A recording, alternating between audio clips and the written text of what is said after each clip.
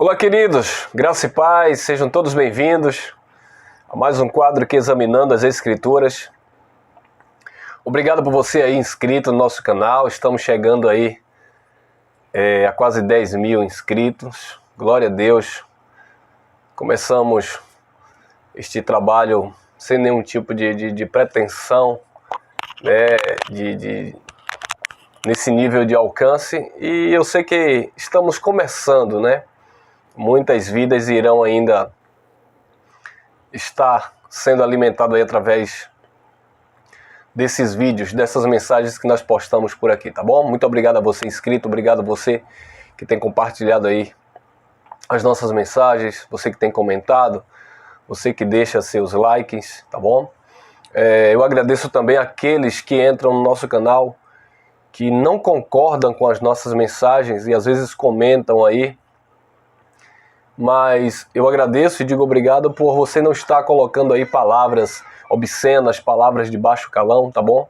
Para que a gente não venha ter que remover esses comentários. Então aqui é um espaço democrático, todos podem comentar, todos podem dar o seu posicionamento respeitando. Se este canal, se essas mensagens que nós pregamos aqui não te traz nenhum tipo de paz, não te traz nenhum tipo de edificação, então você está no lugar errado. Vai procurar aí outros pregadores, outros mensageiros, porque nós acreditamos que existe um público específico para ouvir essas mensagens, os quais Deus já preparou.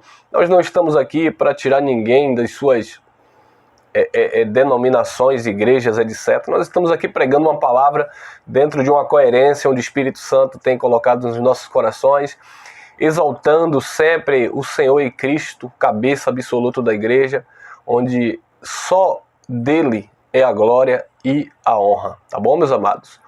Então, no Pacto da Graça, Nova Aliança, o Ministério do Espírito, Cristo é tudo em vós. Nós precisamos diminuir para que ele cresça, precisamos, exaltar sempre aquele que é digno de toda exaltação. Então este tem sido o nosso papel, o nosso trabalho aqui. Você que concorda, que está conosco, que está ligado, está na mesma caminhada, compartilhe, comenta essas mensagens e vamos crescer a cada dia. Já é inscrito? Deixe seu comentário, seu like. Não é inscrito? Se inscreva aí, marque opções lá no sininho todas, tá bom? Para assim que nós postarmos mensagens, vocês estarem aí sendo notificados. Elson Jesus / Ministério Graça e Verdade. Eu quero falar em um tema, serei breve, como essas mensagens semanais. Diga-se de passagem, amados, eu só tenho o costume de postar mensagens às quartas e sextas aqui neste quadro, tá bom? E aos domingos é onde a gente se reúne lá com parte ali da igreja no espaço físico, onde nós nos reunimos aos domingos pela manhã. Mas aqui geralmente eu posto apenas dia de quarta-feira, né? No final da tarde vocês recebem essas notificações, e às sexta-feiras. E aqui estamos nós nessa sexta-feira. Vamos falar, né, sobre um tema resistindo aos aguilhões, recalcitrando contra os aguilhões. Quem passou por isso? Paulo. Muitos hoje passam por isso, resistindo contra os aguilhões, né? Era aquela frase, aquela palavra que Jesus usou para se referir a Paulo. Muitos estão resistindo aos aguilhões no dia de hoje. Por quê? Porque estão ouvindo a palavra da graça, mas não estão dando crédito, não tem recebido no Espírito, tem resistido a essa mensagem. E dura coisa é recalcitrar, resistir contra esses aguilhões. A título de curiosidade, recalcitrar quer dizer resistir, insurgir-se, se rebelar contra uma autoridade. Era o que Paulo estava falando. Paulo estava recalcitrando, né? Paulo estava resistindo a uma autoridade, a saber, Jesus. Demonstrar resistência para não obedecer, reagindo contrário. Isso é a definição de recalcitrar. Demonstrar resistência para não obedecer, resistindo ao contrário. Infelizmente, como eu falei, muitos resistem ao contrário a esta palavra, né? E é por isso que Paulo chamava lá na segunda carta aos Tessalonicenses, né? Paulo, no capítulo 2, no versículo 14 em diante, Paulo fala que os judeus, eles resistiam à mensagem, eles crucificaram Jesus, mataram os profetas, resistiram à mensagem de Paulo, perseguiam a mensagem, era contra o evangelho, então eles recalcitravam contra o evangelho, contra a palavra, e Paulo diz, eu queria ter convosco, mas Satanás, né, aquele que luta contra, ou aqueles que são opositores, diabolos, eles resistem ao contrário, eles resistem à mensagem. Então eram os judeus que estavam resistindo à mensagem paulina, o evangelho da graça. E Paulo chama ele, né, usando aquele adjetivo ali, Satanás, adversários, né? Ou em outros textos, dependendo do contexto, Paulo usava essa expressão de diabo, que nós sabemos que é um adjetivo. Então, amados, muitos hoje resistem a essa palavra, estão recalcitrando, sabe? Contra esta palavra, estão resistindo, insurgindo-se, rebelando contra a autoridade, não do homem. Quem somos nós? Você está se rebelando contra a palavra que nós, ministros da graça, pregamos? Não, vocês estão se rebelando, os que estão, contra a própria palavra de Cristo. Então, cada um preste conta, né, a Deus, cada um vai se responsabilizar, tá bom? Então, vamos ao texto que interessa. E ele vai falar também sobre aguilhão. Aguilhão é o quê?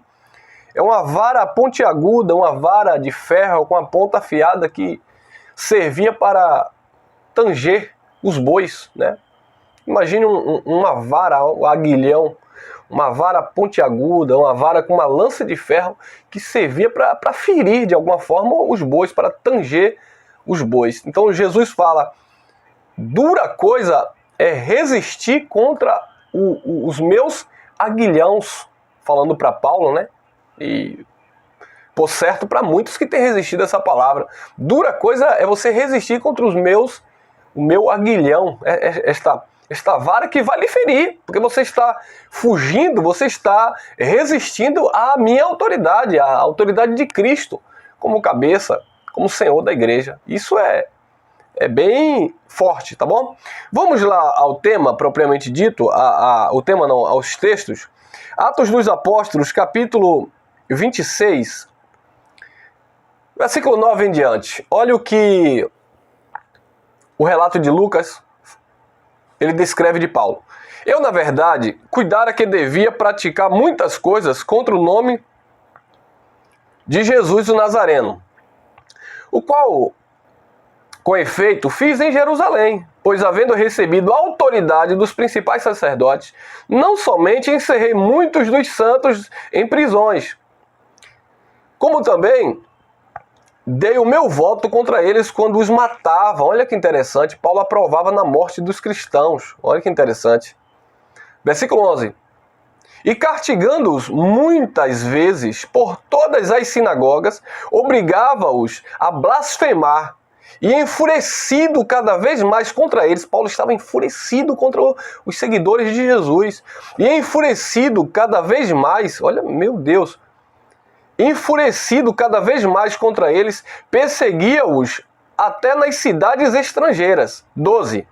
Indo com este encargo a Damasco, munido, cheio de imunidade do poder e comissão dos principais sacerdotes. Estava ali com a carta, né? Ele recebeu a carta dos sacerdotes e foi lá munido de autoridade, né? Para prender os cristãos. 13. Ao meio-dia, ó rei, ele está dando um testemunho para o rei Agripa, se não me falha a memória. Ele diz, ó rei, vi no caminho uma luz do céu que excedia o resplendor do sol, resplandecendo em torno de mim dos que iam comigo. 14. E caindo nós todos por terra, ouvi uma voz que me dizia em língua hebraica, Saulo, Saulo, por que me persegues? Dura coisa é recalcitrar contra os aguilhões. Dura coisa é você resistir. Dura coisa é você lutar contra esse chamado. Dura coisa é você bater de frente comigo.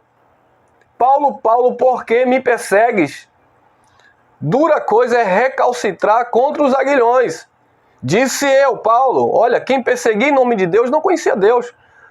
Disse eu: quem és tu, Senhor? Respondeu o Senhor: sou Jesus, a quem tu persegues. Mas levanta-te, põe-te em pé, pois para isto te apareci, para te fazer ministro e testemunha, tanto das coisas que me tens visto, como daquelas que hei de te aparecer. Então Paulo agora iria ser uma testemunha ocular de tanto aquilo que ele já tinha visto, né? Afinal de contas ele conhecia no judaísmo, né, a Torá, as Escrituras. Então, dentro daquele conhecimento que ele já tinha, né, digamos assim, teologicamente da lei de Moisés, tanto daquelas coisas como daquelas que Deus ainda iria se manifestar para ele, trazendo a revelação, por exemplo, do terceiro céu, Paulo agora seria testemunha. Ou seja, Paulo agora iria mostrar pelas Escrituras que outrora ele usava para perseguir os santos. Paulo agora ia usar a própria Escritura, a própria Torá, né, a própria lei que ele usava para consentir na morte dos santos, ele agora ia usar para testemunhar de que Jesus era o Messias, de que Jesus ele era o Salvador. Olha que tiro no pé, como nós falamos na nossa última mensagem aí. Paulo teve que dar esse tiro no próprio pé e sair pregando. E diz que quando ele começou a sair pregando, ele confundia as pessoas, porque as pessoas dizem: não era este que perseguia a igreja? Agora ele defende o nome do Senhor, ele se esforçava, né? Se dedicava, se esmerava para defender agora a fé em Cristo Jesus. Mas ele passou por poucas e boas. Já havia uma profecia lá em Atos capítulo 9, que quando Deus manda Ananias orar por ele, né, ele ia voltar a ter a visão, agora a visão espiritual. Ele perdeu ali momentaneamente a visão física, é claro. Depois ele recobrou sim a visão física, mas nós entendemos ali entre linhas que a visão mesmo que despertou em Paulo foi a do Espírito. Ele entendeu ali o chamado, ele parou de resistir, diga-se de passagem, é o mesmo relato. Ele parou de resistir aos aguilhãos. Dura coisa é recalcitrar contra os aguilhãos, contra a vontade absoluta, soberana do nosso Deus. Então, como eu falei, amados, assim como Paulo ele perseguia a igreja, ele ajudava, dava o seu voto na morte dos irmãos, assim estão hoje, infelizmente, os religiosos, usando a Bíblia, usando o Velho Testamento, mas ao invés de estar edificando a igreja, eles estão perseguindo, matando os filhos de Deus, escravizando, brincando com a fé alheia, sabe? Mandando os filhos de Deus receber um pseudo óleo ungido de poder, uma água consagrada. Isso é uma brincadeira com o povo de Deus. Mandando o povo de Deus passar noites intermináveis em vigílias, seja em espaço físico, né, como eles chamam de casa de Deus, ou sei lá o quê, ou seja em montes, né, em outros lugares onde supostamente Deus irá se manifestar naqueles ambientes. E aí vem os propósitos, os atos proféticos. Isso é uma brincadeira. Paulo, ele se assegurava em tudo isso, né? Afinal de contas, ele dizia lá na carta aos Filipenses, lá no capítulo 3, versículo 7 em diante, que ele, né, ele era um fariseu dedicado, zeloso, da tribo de Benjamim. Ele se destacava entre os da sua época, né, como um jovem ali que se esmerava, que desenvolvia bem. Mas quando aprove a Deus, né, que ele recebeu a graça, ele disse que considerou tudo como esterco. Assim aconteceu comigo, aconteceu com você que acompanha esta palavra da graça. Você teve que abrir mão de um sistema religioso, né, anti-evangelho. Eu não vou dizer antibíblico, porque eles têm respaldo bíblico, mas eles não têm o conhecimento do evangelho que nasce na nova aliança. Amados, a cruz foi o divisor de águas. Nós precisamos entender o fim do primeiro pacto definitivamente. Na cruz, espiritualmente acabou, juridicamente acabou lá em volta do ano 70, com a queda do templo, com o fim dos sacrifícios, das cerimônias. A manifestação da vinda do Filho do Homem, a parousia de Jesus sobre as nuvens. Tem gente esperando ainda Jesus voltar, como se fosse no sentido literal, porque o anjo falou que assim como eles viram subir, veriam descer. Mas aqueles que ouviram aquela mensagem entenderam que o descer era descer em forma de glória, era descer em forma de juízo e não em forma literal, como a igreja está esperando ainda. E não entenderam que o Cristo vivo, ele já habita em cada um de nós. Estamos aqui cumprindo um propósito ainda em carne. Quando eu deixar esse tabernáculo, teremos a morada eterna. Essa é a nossa esperança, seremos como ele é, totalmente despido desse corpo humano, natural, fraco, debilitado, e ser sim revestido da nossa verdadeira identidade, que é espiritual. Promessa essa que já é uma realidade, já estamos nesse estado, entretanto, esse corpo, né, essa matéria, esse véu impede de desfrutarmos desta glória, tá bom? Então, amados, Paulo, ele resistia, recalcitrava contra este aguilhão, contra esta lança de ponta de ferro, né? Que era a vontade de Deus que estava ali latente no seu espírito, mas na carne ele estava ali defendendo ainda a religião, defendendo os seus preceitos, os seus dogmas, o judaísmo. Assim estão hoje os filhos de Deus. Recebe parte, né, por assim dizer, da palavra, entende alguma coisa, mas depois vai logo consultar carne e sangue, religião. Ah, porque na minha antiga igreja eu fazia isso e parece que estava dando certo, e vocês hoje não têm nenhum tipo de propósito, parece que vocês vivem de qualquer jeito. É uma falácia dessas pessoas que acham, quando nós dizemos que o nosso pastor é Cristo, que estamos submetidos ao cabeça da igreja, que todos nós somos irmãos, somos iguais, eles acham que nós estamos dizendo que estamos vivendo sem compromisso, e alguns entram aí, infelizmente, sem conhecer as nossas vidas, dizer que nós estamos vivendo em pecado, em adultério, em mentira, em engano, simplesmente porque a gente não pratica os atos religiosos que eles fazem, dizendo que estão matando as ações das suas carnes. Não existe isso, amado. Quem a graça só revela, só manifesta quem você sempre foi. Então não use da graça para dar ocasião à carne e dizer que você é livre, não. Porque mesmo no sistema religioso, você sempre teve vontade de fazer o que é errado. Aí chegou na graça, encontrou a liberdade em Cristo, aproveitou, deu ocasião à carne e agora fica julgando quem está ministrando, dizendo que nós vivemos de qualquer jeito. Não é bem assim. Seja responsável pelos seus atos, pelas suas práticas, e não fique julgando quem ministra a palavra da graça dizendo que está pregando liberdade, licenciosidade para dar ocasião à carne. Não é isso, não, amado. Pelo contrário. Falo por mim, falo por muitos irmãos que têm compromisso com a palavra de Deus. São pessoas sinceras, honestas, que subjugaram as vontades, as suas paixões para submeter-se ao Evangelho de Cristo Jesus e não estão aí insurgindo-se contra a verdade, não estão aí lutando, recalcitrando contra os aguilhões, tá bom? Eu vou ler outro texto e nós encerramos em 2 Coríntios capítulo 12. Observe que em Atos, o relato de Lucas diz que Jesus iria aparecer ainda para revelar outras coisas, além daquilo que Paulo já conhecia. Em 2 Coríntios, capítulo 12, o Paulo diz assim, escrevendo, ele diz assim, 7 em diante. E para que não me exaltasse, pelas excelências das revelações, foi-me dado um espinho na carne. O espinho foi na carne, não foi no espírito. No espírito ele estava perfeito. Foi-me dado um espinho na carne, a saber, um mensageiro de Satanás. Ele usa essa expressão, um mensageiro oposto, contrário, que me perseguia. E tinha tantos na vida de Paulo, por exemplo, Alexandre o latoeiro, que perseguia, que machucava Paulo. Tinha aqueles outros irmãos contraditores ao evangelho, eram mensageiros, né? De Satanás, os falsos apóstolos que Paulo também cita em 2 Coríntios como mensageiros de Satanás, obreiros fraudulentos.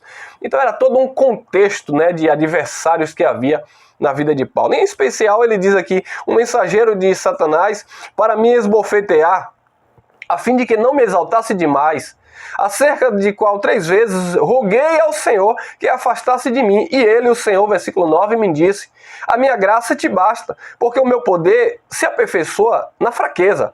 Aí Paulo diz, por isso, de muito boa vontade, me engloriarei nas minhas fraquezas, a fim de que repouse sobre mim o poder de Cristo, pelo que sinto prazer nas fraquezas, nas injúrias, nas necessidades, nas perseguições, nas angústias, por amor de Cristo, porque quando eu estou fraco, então é que eu sou forte. Que maravilha, né, irmão?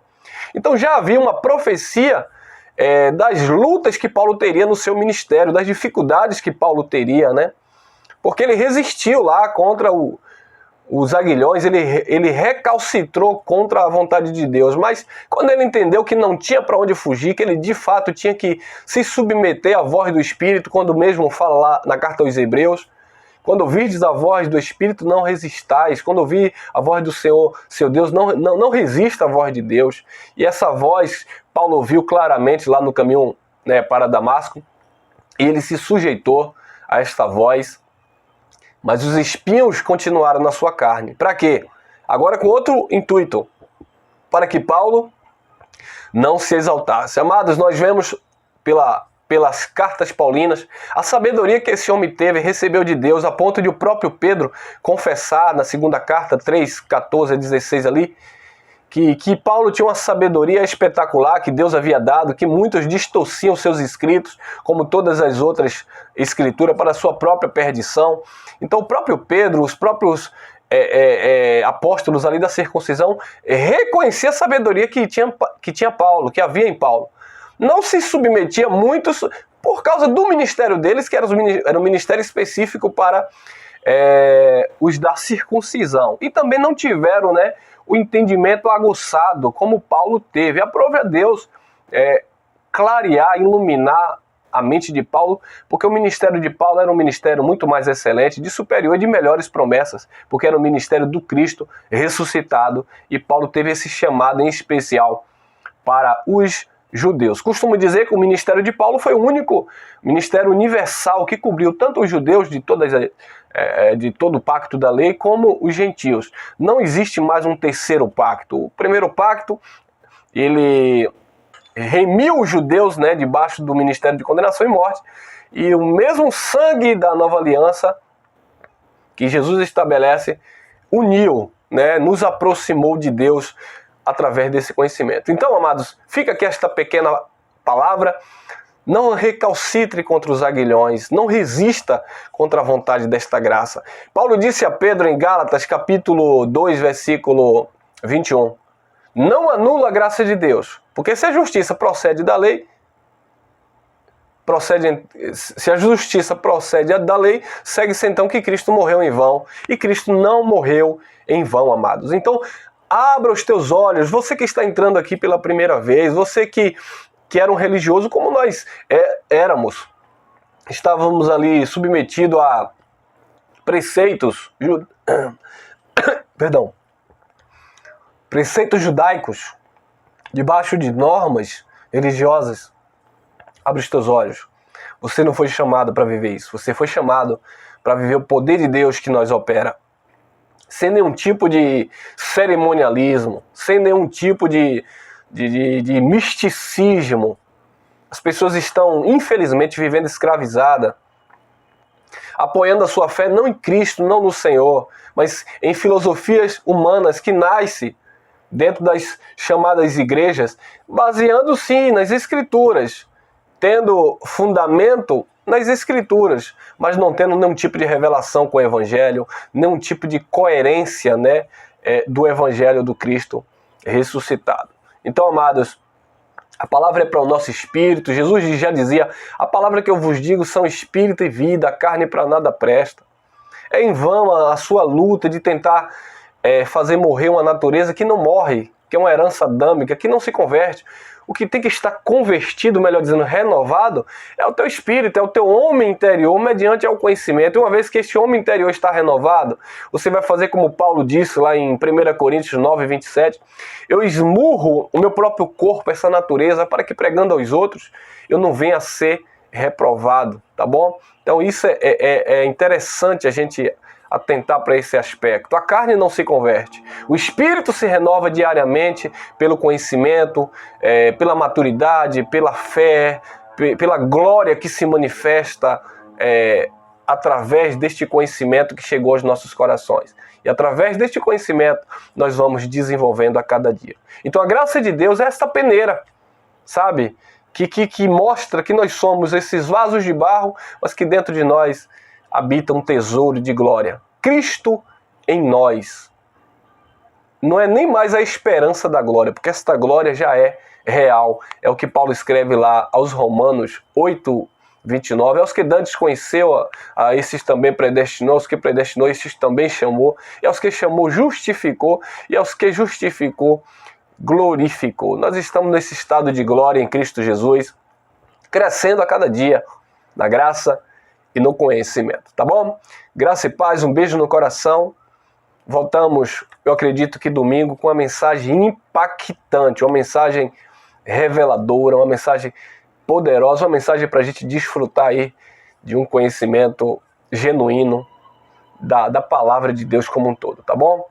Graça e paz e até a próxima. Obrigado a todos vocês, obrigado a vocês que estão espalhados aí pelos 4 cantos aí deste país, que tem aí ajudado no crescimento deste canal e compartilhando assim as nossas mensagens. Tchau, tchau.